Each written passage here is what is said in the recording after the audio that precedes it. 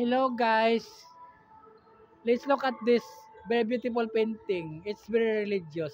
Yes, religious painting. It's very long painting actually. Look at that.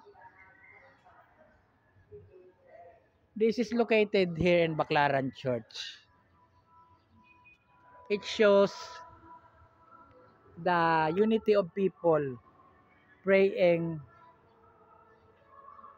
for religion's sake.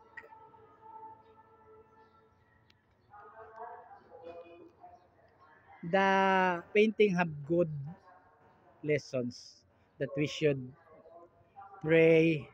We should not forget praying even we are busy every day for our daily work. Ayan.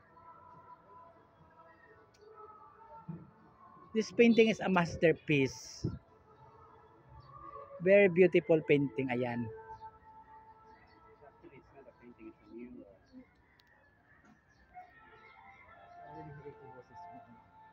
No.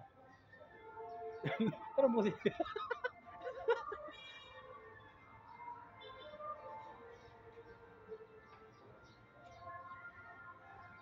Very beautiful painting. Very long also. This is the longest painting that I ever saw in my entire life. Ayan. Long from there going here. So long painting.